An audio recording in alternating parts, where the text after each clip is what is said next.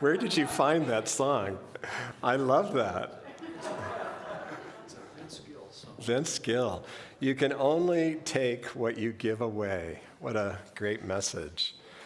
Charles Fillmore, co-founder of Unity, said self-observation is the prelude to Christ consciousness. Self-observation is the prelude to Christ consciousness. And why? Because we need to be looking at the patterns of our lives, at the beliefs of our lives, because spirit is quiet in us until it's not. Ego is loud in us and tends to what? Edge spirit out. Or as the acronym goes, edge God out.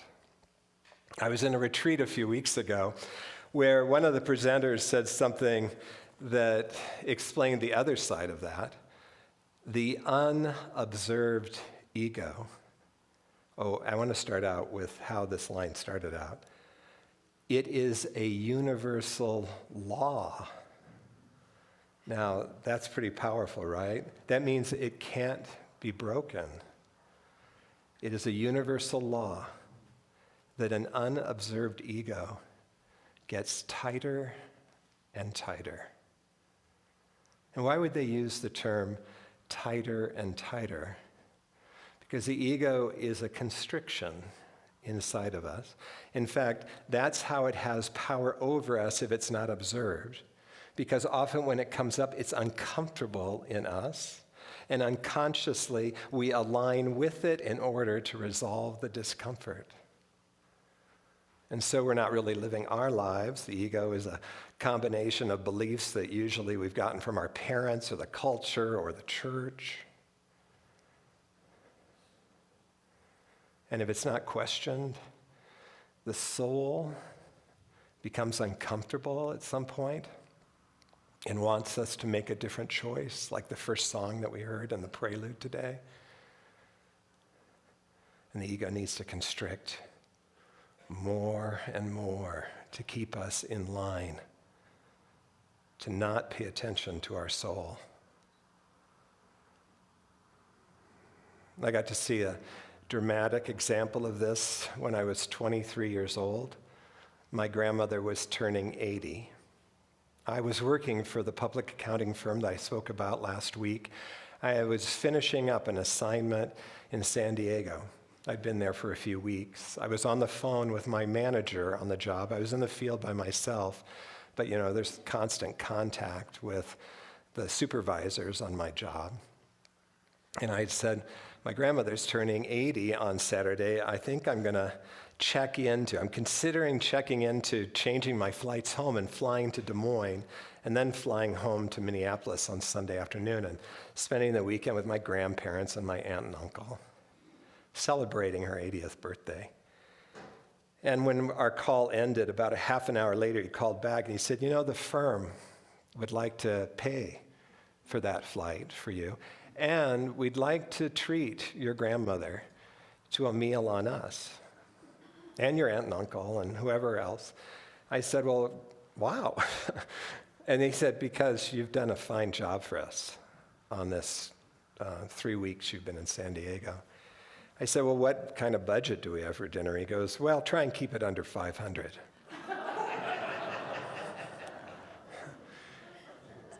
Isn't that funny? That seems like a lot, right? And that was years ago, but when you work for a big firm, that's not much money. So I called my grandmother, said, hey, I'm thinking about coming for your birthday. Oh, that would be great. I said, and my firm wants to take us out to dinner. Good, we're going to Perkins.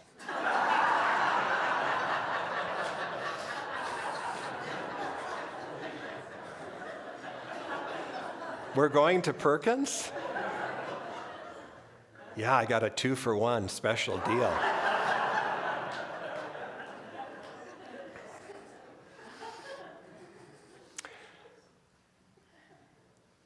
I said, couldn't you use that some other night?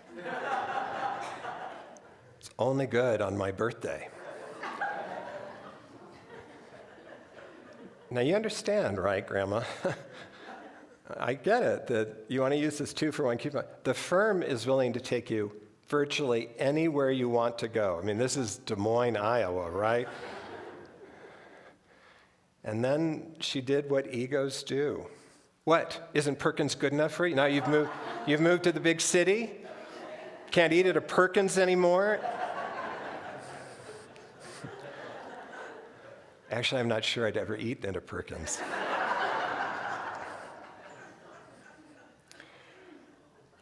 So Perkins it was.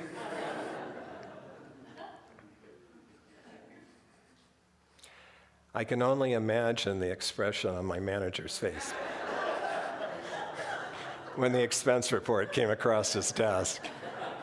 First Perkins and dinner for 5 for $64.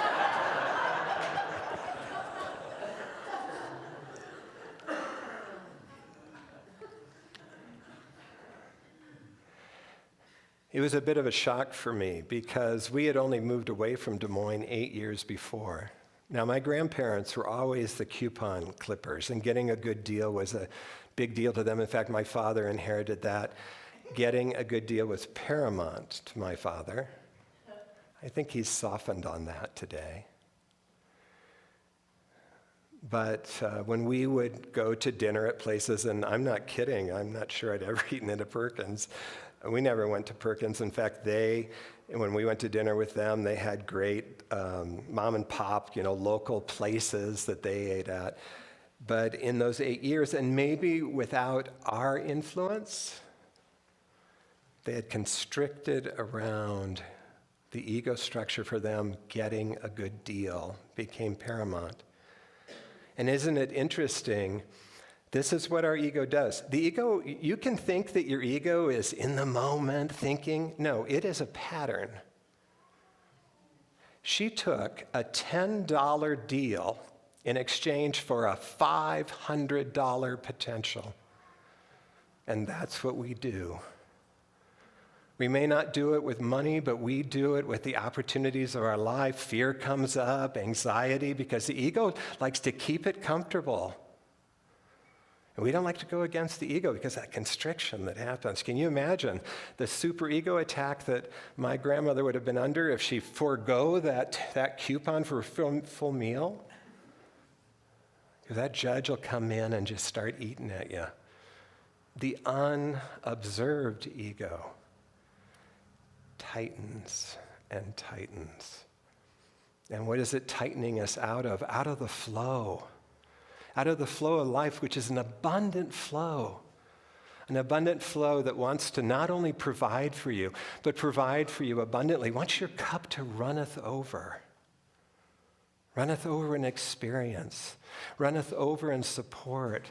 Runneth over in strength and power. It wants you to have a full and satisfying life.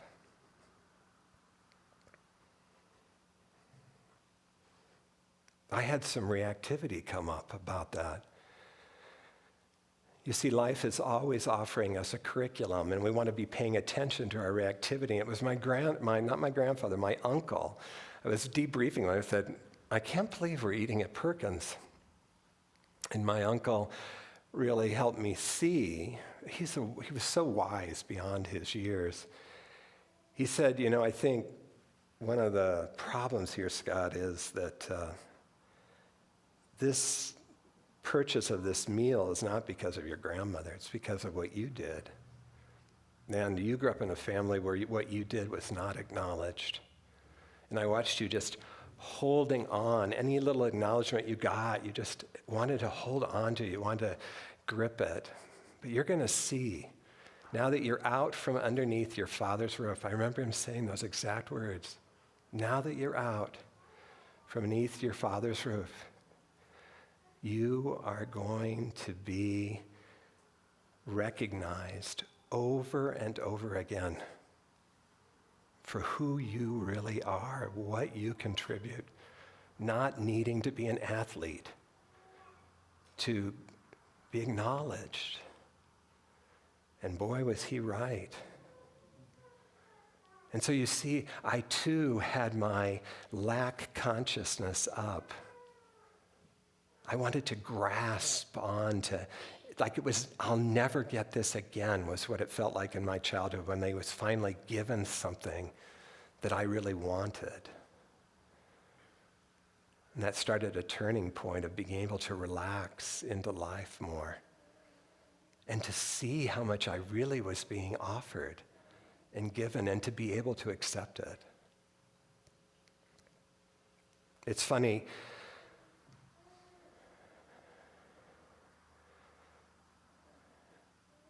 With this curriculum that we're living the curriculum. The universe never gives up on us.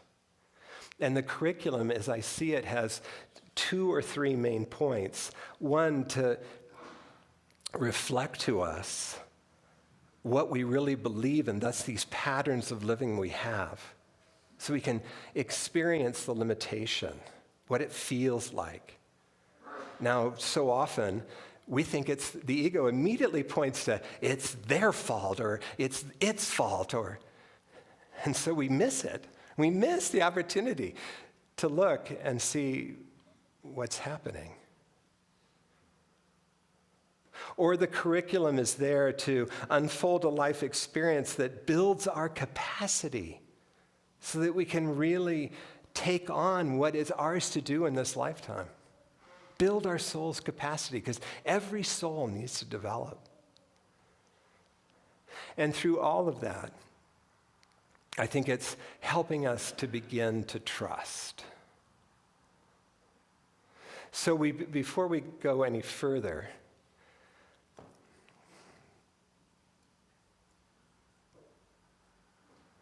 it seems like the logical question would be to ask, where in your life have you allowed your ego to get pretty tight? Where have you gotten rigid? Where do you need things to be the way they need to be for you? How you demand that life conform instead of opening to life? It's not an easy thing to look at, but it's fruitful.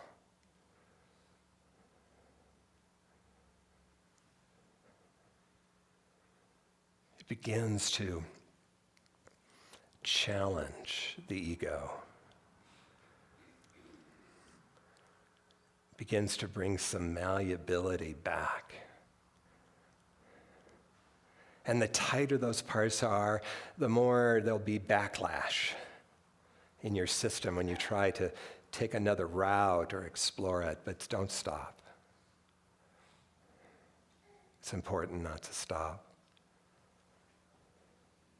You see, we all have our blind spots. My God, I'm always encountering blind spots. And one of the biggest blind spots for people is our money and how we work with money. And it's interesting because money in our culture, you need money for virtually anything. You want to go visit somebody, it seems like it's free. Well, if they live without walking distance, you've either had to buy a bike or you've got to have a car and gas these days. Everything takes money. So usually the ego isn't willing to let go of money, the control of money. So we can all talk a good line, but when it really comes down to it, we think that our job or our Social Security or our investment account, that's our source. That's what I need to protect. That's what I need to hold on to.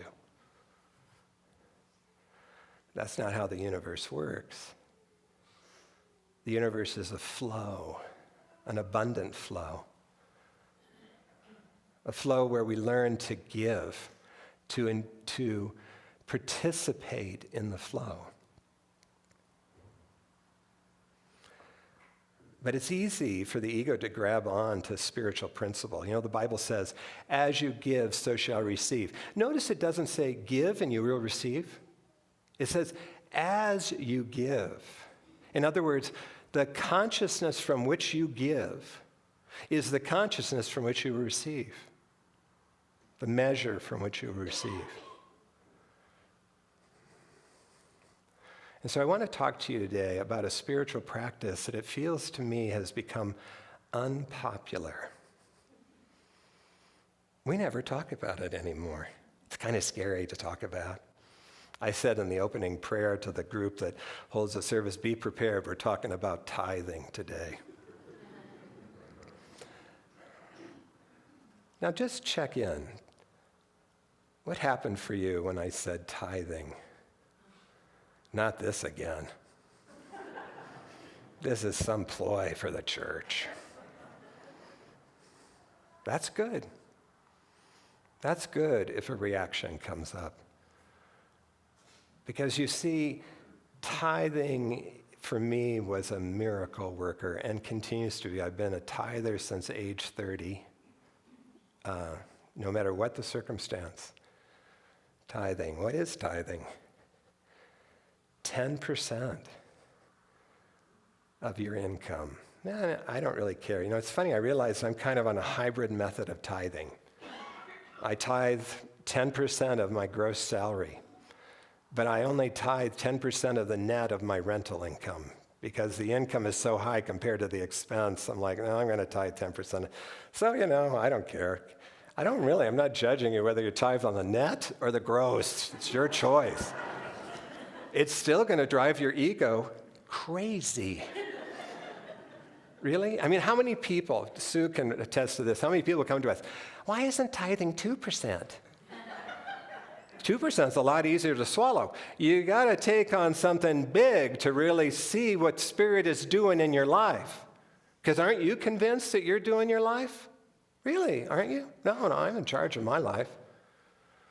Oh, with tithing, you have an opportunity to say, maybe not. So many things opened up for me when I started tithing. One, I got to see how I really thought that my bank account, my investment account, my job, my ability to work hard, my intelligence, that was my source. That's what I trusted. I didn't really trust Spirit at the beginning. Even though I was raised in Unity and didn't start tithing till 30, I was, I'm a good Unity student. You know, I wasn't really trusting. Then tithing got my attention, right? And I wasn't making a huge amount of money, so I had to start paying attention to where I was spending my money. And I got to start seeing that I was spending a good deal of my money to fill my deficiency, to fill my sense of inadequacy, to really numb out in the things I wanted, in the food I was buying, in the alcohol I was buying. Really interesting to see.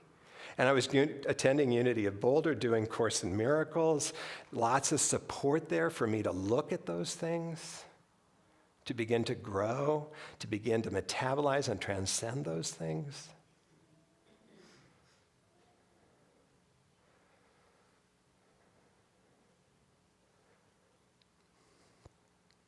But most of all, I began to see how I was using giving to get. And that as I began to practice giving freely, I'm just giving this money, the universe opened up for me in quite unexpected ways. You see, we live in a world that would tell us that cause and effect is the most important rule. What you do brings this effect. But Spirit is not limited by that. Spirit is a representation of an unlimited universe where anything is possible. It can blow your mind. When I got called into ministry, a year after I started tithing, in order to apply for the Unity Ministerial Program, you needed to take prerequisite classes. Some of you have heard this story.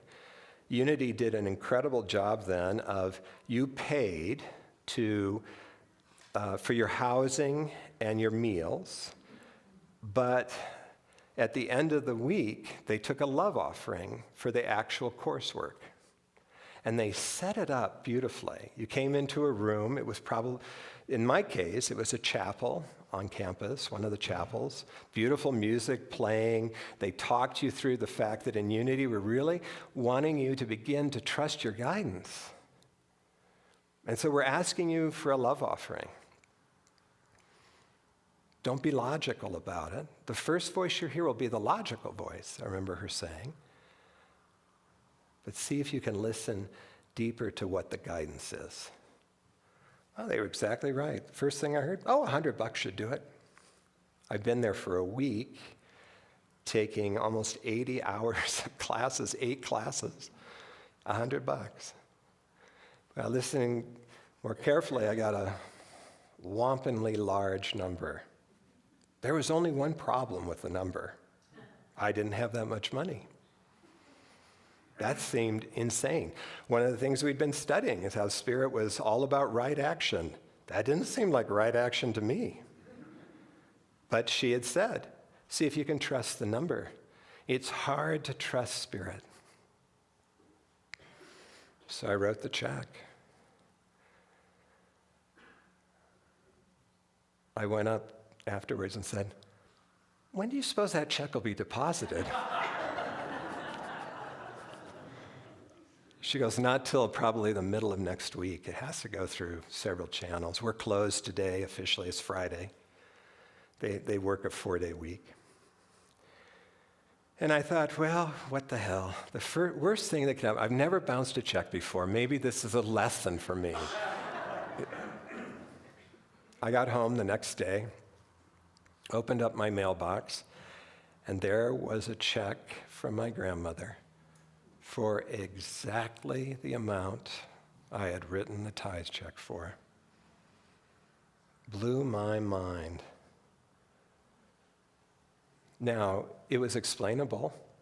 One of my cousins had gotten married a few months earlier. I'd taken my camera, gotten some great shots of the family interacting with people. The photographer didn't really know who was family and whatnot. I'd really centered in on the family. I thought some of them were excellent shots. I got copies made for my niece or my cousin that got married and for all of her sisters, for my sister. I got copies made for everybody who I thought might want them. Really touched my grandmother.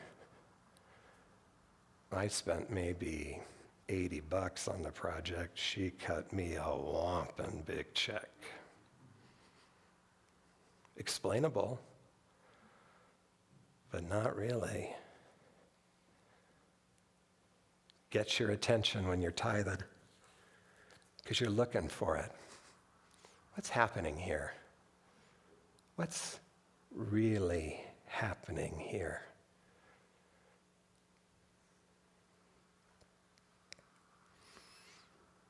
I had quite a windfall month in February.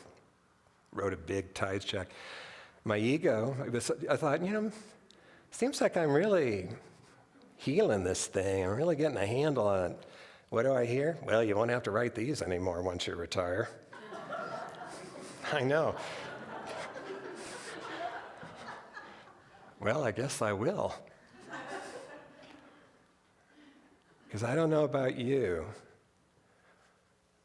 but I don't want to become one of those tightly wound, rigid, old people.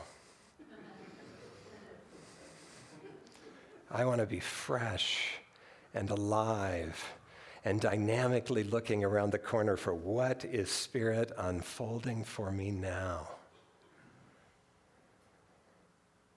How about you?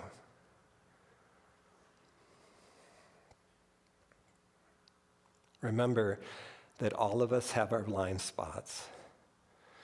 Life is unfolding a curriculum for you, but it doesn't mean you're able to accept every opportunity, especially if it's a blind spot. Blind spots are usually highly controlled areas of the ego. It doesn't want you to see that it's controlling. If you're willing to take the plunge, try a practice like tithing, where you're turning the burner up under the pot, where you're challenging the ego.